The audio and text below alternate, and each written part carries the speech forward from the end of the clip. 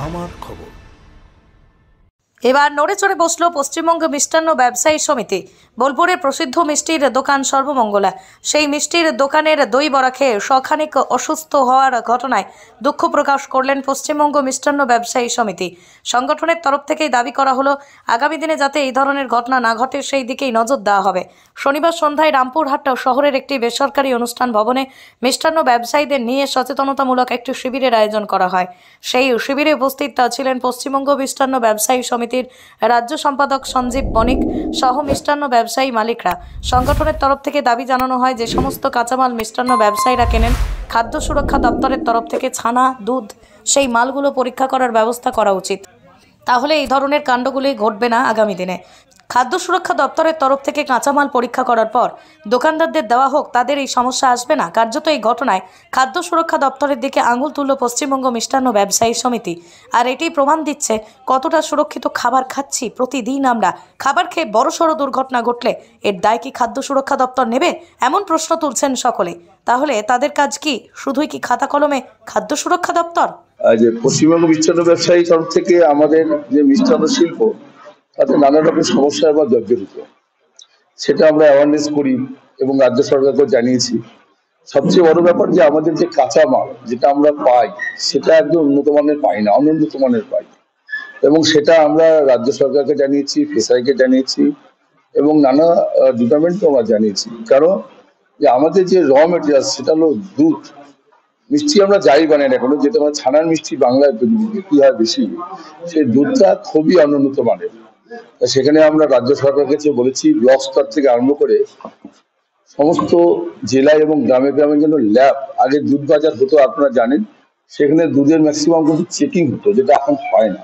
সেটা আমরা রাজ্য সরকার কাছে এবং রাজ্য সরকার যেসব ডিপার্টমেন্টগুলো দেখে সেখানে আমরা সেই প্রস্তাবটা দিয়েছি। কারণ আমরা উন্নত মানের দুধ পাই না বলে, আমরা আমাদের র মেটেরিয়ালস ভালো পাই না বলে আমরা মিষ্টান্ন শিল্পটাকে মিষ্টির যে প্রস্তুত করি সেটা ভালো উন্নত ধরনের করতে পারি না, এবং তার সেলফ লাইফও অনেক মানে কম। প্রিজার্ভ করার মতো সেরকম কোনো টেকনোলজি আমরা এখনো বের করতে পারিনি বা সেই ধরনের কোনো সহযোগিতা আমরা এখনো পাচ্ছি না। আমরা রাজ্য সরকারকে তার ডিমান্ড করেছি, আশ্বাস দিয়েছেন যে ওনারা আমাদের জন্য করবেন।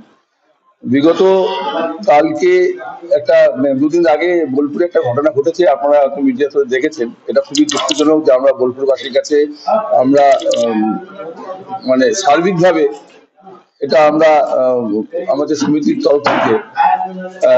তরফ থেকে আমরা সার্বিকভাবে এটা খুবই মর্মাহত যে এরকম ধরনের ঘটনা যদি দ্বিতীয়বার না ঘটে, আর সেদিক দিয়ে আমরা লক্ষ্য রাখছি। আর যে ঘটনাটা ঘটেছে এটার জন্য আমরা খুবই লজ্জিত যে এরকম ধরনের ঘটনার জন্য না ঘটে, সেদিক দিয়ে আমরা দেখব।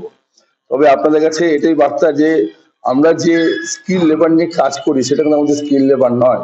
মিষ্টির দোকানে বলে কোনো ম্যানেজমেন্ট আজ পর্যন্ত হয়নি। বেকারি শিল্পের ম্যানেজমেন্ট আছে, এজন্য জানেন যে বেকারি এখন ব্রেড পরিণত হয়েছে। আগে পা দিয়ে রুটি করা হতো যেন পাউরুটি, এখন কিন্তু পাউরুটি বলে না, ব্রেড বলে। তার মানে মেকানাইজেশন চলে এসেছে। আমাদের শিল্পে এখনো মেকানাইজেশন আসেনি, এবং আমাদের শিল্পে যারা এখনো লেবার যারা কাজ করে তারা কিন্তু নন হাইজেনিক ভাবে কাজ করে, কিন্তু তারা ট্রেন্ড না।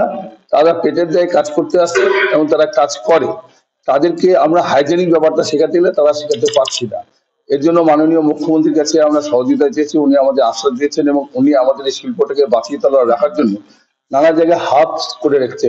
মিষ্টান্ন শিল্পের হাব তৈরি হচ্ছে এবং সব জায়গায়। এবং কিছুদিন আগে আমরা একটা এমএসএমই ডিপার্টমেন্ট থেকে মিষ্টান্ন শিল্পের ট্রেনিং এর জন্য আমরা একটা প্রজেক্ট পাস করিয়েছি, এবং সমস্ত জেলায় আস্তে আস্তে মিষ্টান্ন শিল্পের প্রজেক্টে কাজ হচ্ছে এবং সেখানে ট্রেনিং দেওয়া হচ্ছে।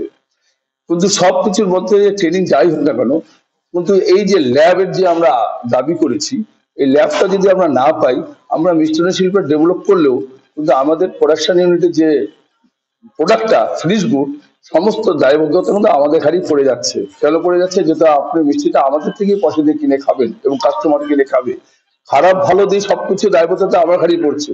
কিন্তু আমি যে র মেটেরিয়ালসটা করছি, যেখান থেকে গ্রামগঞ্জ থেকে র মেটেরিয়ালস গুলো আসছি, সেখানে যদি সেরকম ভাবে পরীক্ষা নিরীক্ষা করা হয়, তাহলে কিন্তু আমরা র মেটেরিয়ালসটা ভালো পেলে তাহলে কিন্তু আমরা আমাদের প্রস্তুত যে প্রোডাক্ট সেটা আমরা কাস্টমারকে ভালো দিতে পারবো।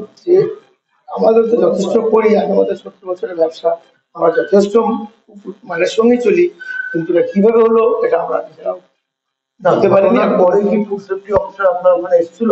হ্যাঁ, ওনারা এসেছিলেন, স্যাম্পেল নিয়েছেন। হ্যাঁ, স্যাম্পেল নিয়েছেন। তারপরে কি দোকানে কোনো নোটিশ দিয়েছে? না, আজকে একটা নোটিশ এসেছে। নোটিশ বন্ধ, দোকান বন্ধ? না, দোকান বন্ধ না, নোটিশ দেখা করতে বলেছে, ফোকাস নোটিশ করে লোকটা নোটিশ করেছে। কি কেন হলো, কি করে হলো, এরা জবাব চেয়েছে।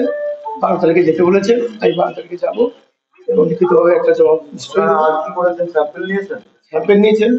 স্যাম্পল এখনো প্রমাণিত হয়নি যে ওটা খেয়ে হয়েছে, এবং যারা খেয়ে বলছেন তাদের ডিমান্ড যে ওটা খেয়ে হয়েছে, কিন্তু এরকম কোনো এক্সপেরিমেন্ট কিন্তু হয়নি। জেলা স্বাস্থ্য পরিষেবায় নতুন দিনের সূচনা। এমআরআই, রেডিওস্কোপি, সিটি স্ক্যান পরিষেবা এবার শান্তিনিকেতন মেডিকেল কলেজ ও হাসপাতালে।